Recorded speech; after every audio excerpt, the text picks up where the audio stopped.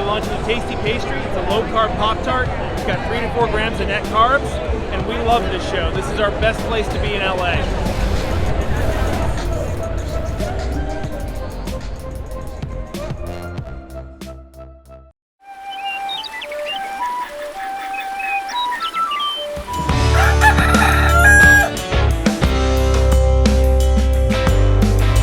Welcome back to Legendary Foods Muscle in the Morning.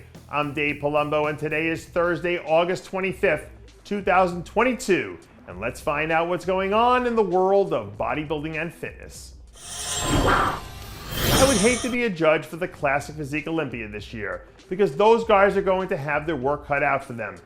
The battle to secure a top 5 spot is going to be absolutely nuts, especially if Urs Kalecinski keeps going at this pace. Crazy to think that this guy is only 23 because the look we saw him bring to the win at the Boston Pro was well beyond his years. He's got the height, he's got the shape and the aesthetics to beat almost anyone in the division on any given night. And if he brings up his arms and back, that list becomes even shorter. The latest report from his team is that he has one more guest posing for the year slated for sometime in late September. And after that, he's clear to focus all his attention on the Olympia. And if we get a slightly improved and fully focused version of Urs, all dialed in and ready to go, the battle for the top 3 is going to be must-see TV. The second half of the season could end up being really fan-friendly because there are a few wild cards in the deck who could end up making some of these shows pretty exciting. Think about the Arnold UK coming up in a few weeks and how crazy things have gotten if Vlad Suhoruchko shows up at 100%.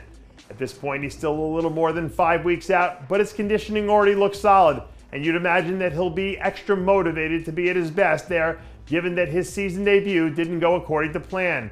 He's got more than enough size to hang with anyone in the lineup, and he doesn't have any glaring weaknesses, which makes him very dangerous. So if all of the details are on point, he could easily end up contending for a top 3 spot there. I want to go even deeper into the wild card deck for the open lineup at the Arnold UK, then Marc Hector might be your guy, because he's another one who seems like he's starting to hit his stride. One of the things that makes Marc so intriguing is the fact that we haven't seen him since the 2020 season, which makes him a little bit of an enigma here. The last report we heard that his weight was somewhere north of 280, which is wild, because we don't typically see guys with that much size have the shape and structure that he has. So if he tightens up on the conditioning issues that he's had in the past, he could be pulling an Andrew Jack and end up stealing the show. We're going to stick with our wild card theme here, even though I'm not entirely sure if you can call someone who's finished top 3 in the world on multiple occasions a wild card. But here's the thing, William Bonac does feel like he's a little bit of a wild card now. He took some time off after the Boston Pro because he needed to have a small procedure done, and his body needed time to recover. And from the way it looks, the whole process did a world of good for him.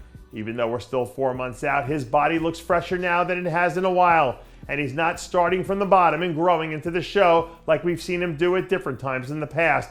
The Conqueror looks like he's ready to conquer new territory. And at this point, the only territory he hasn't put his stamp on is the #1 spot on the Olympia stage. And that does it for yet another edition of Muscle in the Morning. I'm Dave Palumbo, reminding you to always be true to your passions, and make sure to follow us on Facebook, Twitter, and Instagram.